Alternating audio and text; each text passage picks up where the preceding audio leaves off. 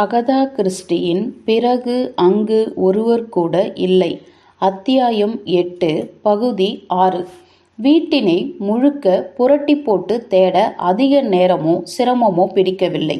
வீட்டின் காம்பவுண்டுக்குள் இருந்த சில சின்ன சின்ன குடில்களை ஆராய்ந்து முடித்த மூவரும் அவர்களது கவனம் முழுவதும் மாளிகை போன்றிருந்த வீட்டுக்குள் செலுத்தினர்.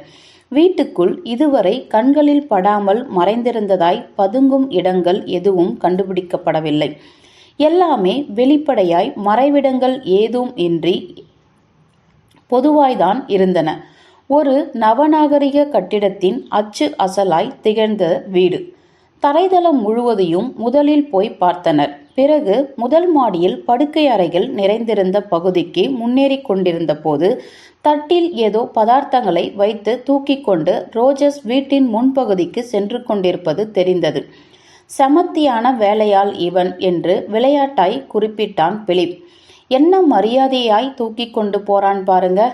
அவன் ஒரு முதல் தர பணியாள் என்று பாராட்டும்படி சொன்னார் ஆம்ஸ்ட்ராங்.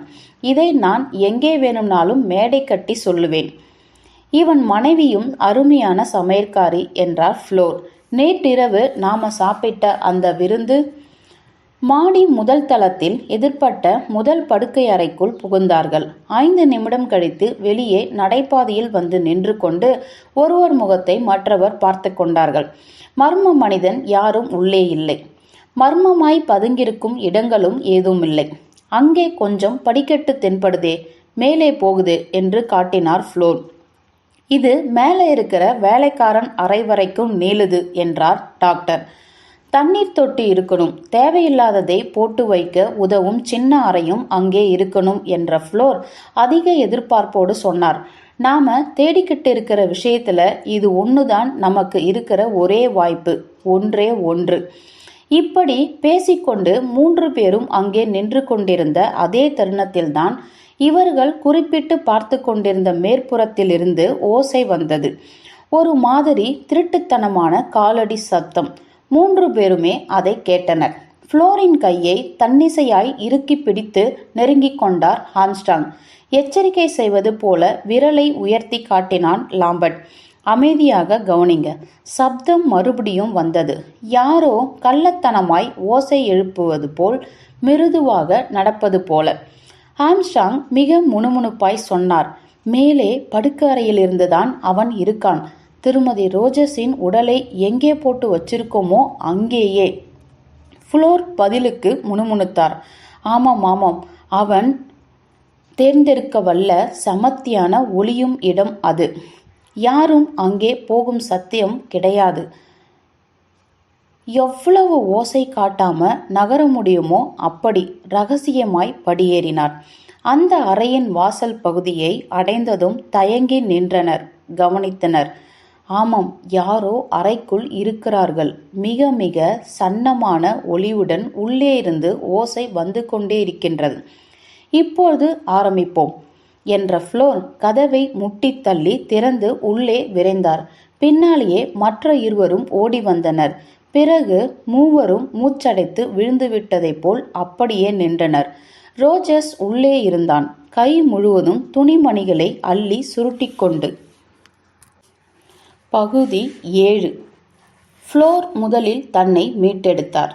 அவர் சொன்னார், மன்னிக்கவும் ரோஜர்ஸ், இங்கே யாரோ நடமாடும் சத்தம் கேட்டது. ரோஜர்ஸ் கூறினார். மன்னிக்கவும் ஜென்டில்மேன், நான் என் பொருட்களை நகர்த்தி கொண்டிருந்தேன். நான் அங்கு எடுத்து செல்கிறேன். காலியாக உள்ள விருந்தினர் அறைகளில் ஒன்றை நான் எடுத்துக்கொண்டால் உங்களுக்கு ஆட்சேபனை இருக்காது என்று நினைக்கிறேன். கீழ்த்தளம் மிக சிறிய அறை. ஆம்ஸ்ட்ராங்கிடம்தான் அவர் பேசினார். ஆம்ஸ்ட்ராங் பதிலளித்தார். நிச்சயமாக நிச்சயமாக. Okay, carry on. படுக்கையில் கிடந்த இறந்த உடலை பார்ப்பதை தவிர்த்தான். ரோஜர்ஸ் கூறினார். நன்றி ஐயா. கை நிறைய ஜாமான்களுடன் அறையை விட்டு வெளியே சென்றான். படிக்கட்டுகளில் இருந்து கீழ்த்தளத்திற்கு ஆம்ஸ்ட்ராங் படுக்கைக்கு நகர்ந்து தாளை தூக்கி கீழே பார்த்தார். இறந்த பெண்ணின் அமைதியான முகத்தில் இப்பொழுது பயம் இல்லை, வெறும் வெறுமை. ஆம்ஸ்ட்ராங் கூறினார். எனது மருத்துவ பொருட்கள் இங்கே இருந்தால் நல்லா இருக்கும். அது என்ன மருந்து என்பதை அறிய விரும்புகிறேன். பிறகு மற்ற இருவர் பக்கம் திரும்பினார். நம் தேடுதலை தொடர்வோம். நாம் எதையும் கண்டுபிடிக்கப் போவதில்லை என்பது என் உள்ளுணர்வுக்கு தோன்றுகிறது. ஃப்ளோர் சொன்னார். அந்த ரோஜர்ஸ் அமைதியாக நகருகிறார். ஓரிரு நிமிடங்களுக்கு முன் அவரை தோட்டத்தில் பார்த்தோம். அவர் மேலே வருவதை நாங்கள் யாரும் கேட்கவில்லை. லாம்பர்ட் கூறினார். அதனால்தான் அது ஒரு அந்நியராக இருக்க வேண்டும் என்று நாங்கள் கருதினோம். இங்கே மேலே ஃப்ளோர் ஒரு குகை இருளில் மறைந்தார். லாம்பர்ட் ஒரு டார்ச் லைட்டை பாக்கெட்டிலிருந்து எடுத்துக்கொண்டு பின்தொடர்ந்தான்.